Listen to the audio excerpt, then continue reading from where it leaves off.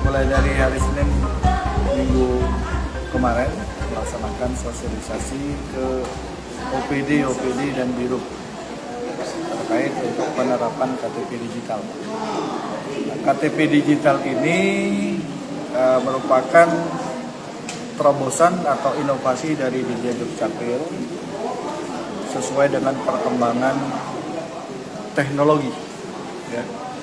Nah, keberadaan atau munculnya KTP digital ini bukan berarti KTP elektronik secara fisik itu tidak akan ada lagi, tetap ada.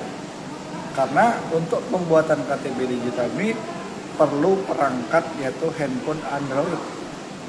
Artinya tidak semua penduduk mungkin bisa memenuhi itu.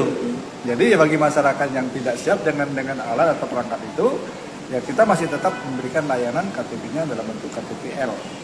Gitu. Pak, itu kan kabarnya baru uji coba gitu ya?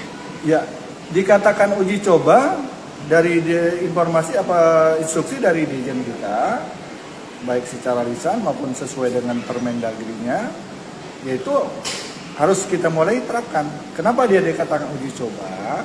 Karena aplikasi yang ada, modul-modulnya itu belum semuanya sempurna. Jadi manakala nanti ada modul yang mungkin belum sempurna, inilah saat kita penerapan sebagai uji coba ini akan kita laporkan ke Pak Dirjen. Dia nanti, oh ini yang harus dilengkapi, ini harus disempurnakan, ini harus diperbaiki, seperti itu.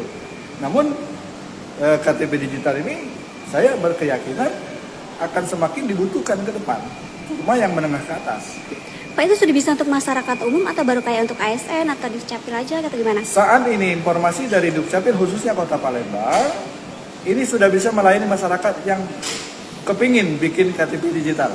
Saya baca di berita pagi ini, salah satu media, pelayanan kepada masyarakat sudah bisa dilayani di MPP, Jakabari. Di Mall Pelayanan Publik, itu ada layanan Dukcapil, sudah bisa. Silakan datang ke sana dengan catatan dia harus punya handphone Android, download aplikasinya, nama aplikasinya, identitas kependudukan digital, dan itu tersedia di Play Store. Belum ada di App Store. Ya, karena prediksi diperkirakan masyarakat kita ini masih banyak pengguna non iOS kan. Nah, yang iOS kan masih sedikit. Nah, kemudian harus punya email yang aktif, lalu kemudian nomor handphone yang terdaftar sesuai dengan NIK dan KK yang bersangkutan, bukan punya orang lain kan. Itu. Lalu kemudian harus datang langsung ke petugas, karena di situ akan dilakukan nanti swab foto oleh petugas dan pindai QR code. Baru nanti bisa muncul nanti di email kode aktivasi pertama, seperti kita bikin ATM. Dari kode aktivasi itu nanti kita jadikan PIN, harus kita rubah. Oke Pak. Pak, itu kata Bapak baru di MPP, apakah kalau yang Dukcapil Palembang bisa juga atau belum? Bisa, artinya di samping di kantor Demang, di MPP sudah bisa lain, tapi untuk yang UPTD lain belum. Itu saya baca pagi ini di harian pagi ini. Oke. Pak, kalau untuk data ada belum Pak, sekitar berapa banyak sih untuk warga Sumsel yang udah mulai pakai digital?